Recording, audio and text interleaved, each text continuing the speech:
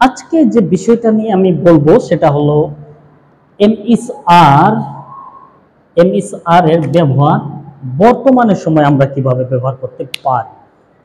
এটাকে এভাবে আমরা বলবো the uses of MSR in present, the uses of m is are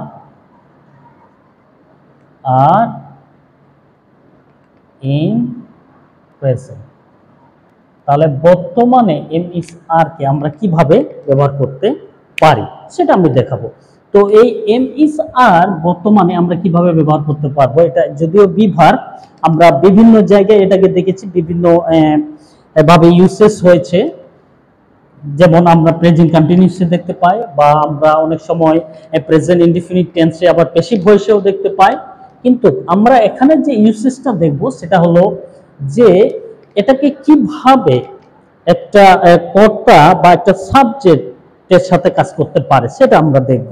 তো একটা সাবজেক্ট বা কর্তা এইভাবে বলবো যে কর্তার সম্বন্ধে কর্তা বা সাবজেক্ট এমএসআর ইউসেস সাবজেক্ট বা কর্তা সম্বন্ধে সম্বন্ধে যা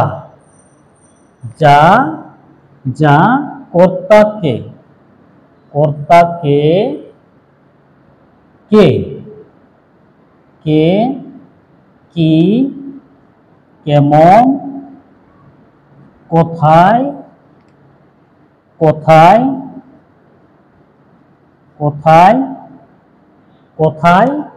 সাবজেক্ট বা কর্তার সম্বন্ধে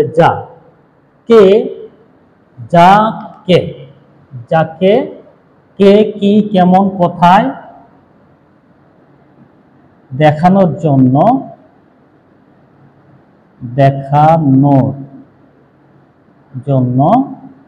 ব্যবহার করা হয়। তাহলে এই জন্য আমরা এটাকে অনেক সময় ব্যবহার করতে পারি।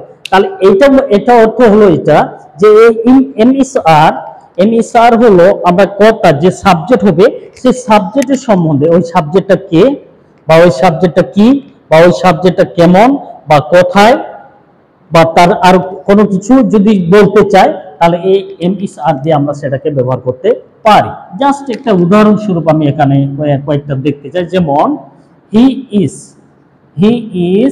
এ টিচার, তাহলে এখানে দেখা যাচ্ছে এটা হলো কে, এটা কে সে সম্বন্ধে জানার জন্য এখানে এই ভার্বটি ব্যবহার করা হয়েছে।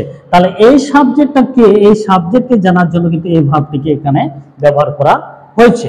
আবার বলছে কেমন, তাহলে আমি বলছি যে হাউ আর ইউ, তাহলে এখানে প্রশ্ন যখন করতেছি হাউ আর ইউ, তার মানে এর সম্বন্ধে জানতে চাইছি হাউ আর ইউ।